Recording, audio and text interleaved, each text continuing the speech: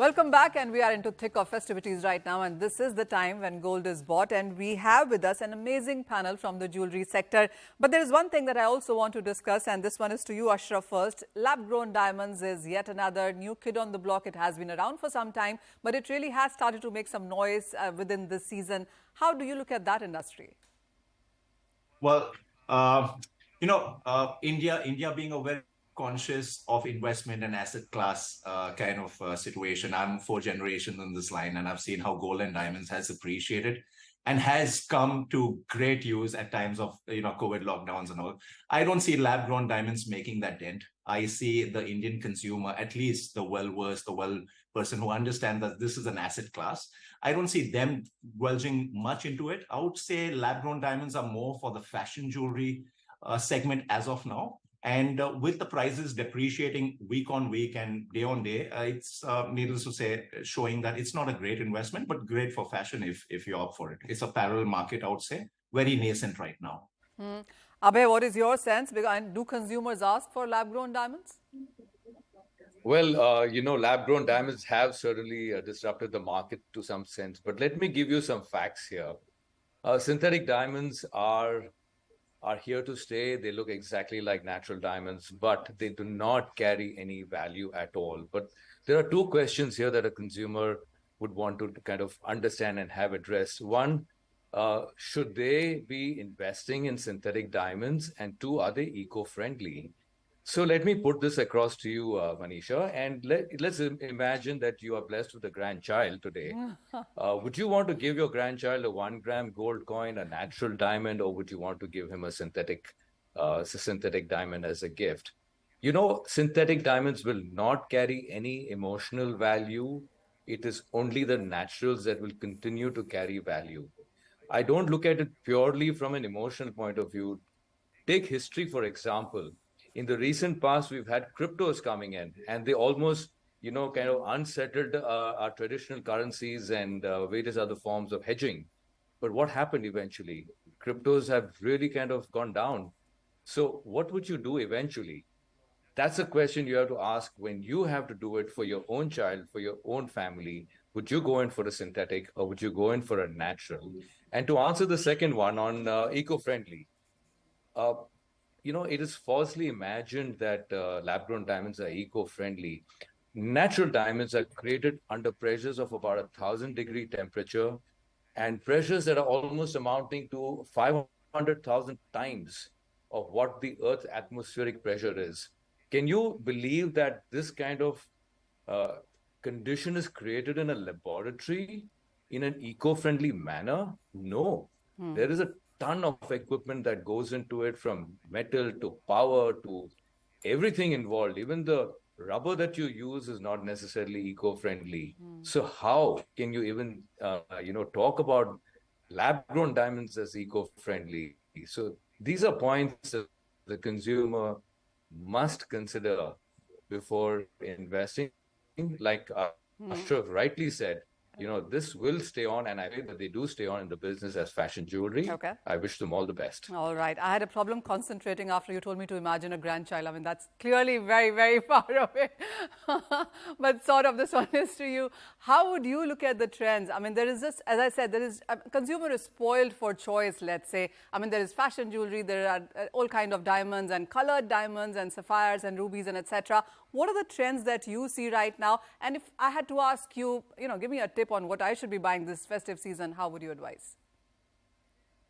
Manisha, this season is really going to be a season of abundance in variety and in choice. I think, like Ashraf mentioned, diamonds are back with a bang, and diamonds of higher qualities and bigger sizes is what consumers are looking at. We can see across all stores, it's heavy necklaces, bangles, bracelets, solitaire fingerings, earrings is what consumers are looking at. And it is the value which they feel a natural diamond will have over a period of time, which is what is attracting them. Like Abhay mentioned, lab-grown diamonds are on the side of fashion. And I think we have done a trial with silver jewelry and lab-grown diamonds on the fashion side, which is targeting towards fashion-conscious people, influencers, millennials. But it is not asset class. It doesn't hold value. But yes, definitely the market for that, and we'll see it growing. India is a young country. We are seeing a lot of young population here looking at jewelry for everyday use, something which they want to show off, and that can be a market which is lab grown, and silver jewelry or other synthetic stones can take over. But coming back, what you should buy for Diwali, I think gold is what is eternal. Indians love gold. We are the largest consuming country in the world.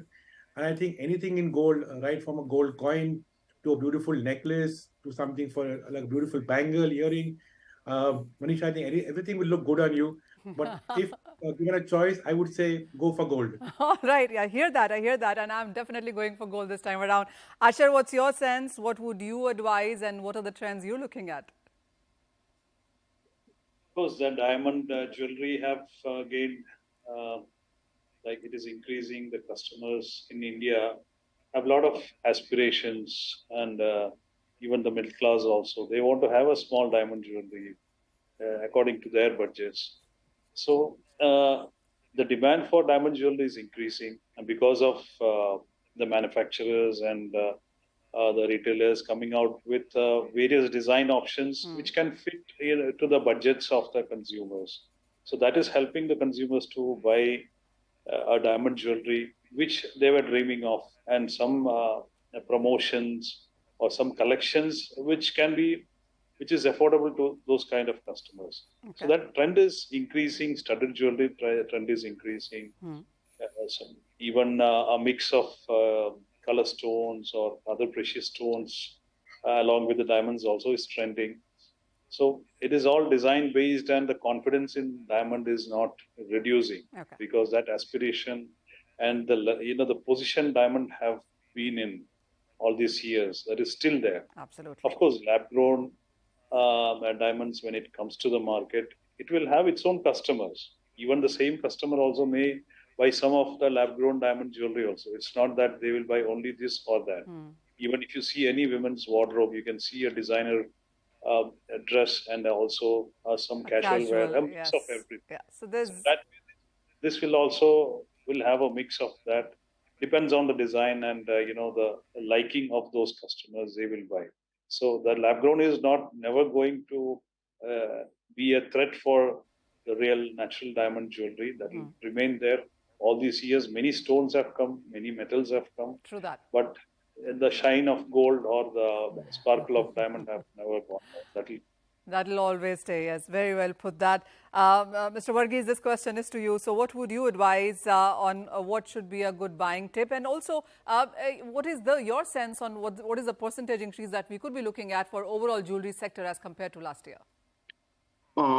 Compared to last year, the first half, which we have finished, we see a 15 to 20% growth in the sales overall. So this is a good growth compared to last year. And as mentioned by everyone, these diamond jewelry sales have been picking up all over. And there is a big transparency in the jewelry industry than earlier. Sure. So things have been all organized by most of the organized jewelers, and the government also has been supporting with this HUID awareness to the customers. So it is a confidence to customers to buy the 22-carat jewelry, which it is mentioned by and certified by the government. So there is more confidence and there is more transparency, whether you are selling gold or even diamond jewelry, certifications and all that. So it is very transparent, and customers can trust the jewelers, and there is more customers preferring to buy jewelry during the season of Diwali season or even the wedding season, which is coming up. So all are bullish on upcoming days, and the gold prices are also going up. Well, absolutely. It's a wealth that you can wear, and what's better than that? So designs and certifications, record buying is what the street is expecting here. And of course, gold and diamond is something that does not go out of fashion. Gentlemen, thank you so much. We wish you happy festivities, and we wish you a very great quarter as well in sense of sales there. But with that, it's wrap on this edition of Commodity Champions. Thank you for watching.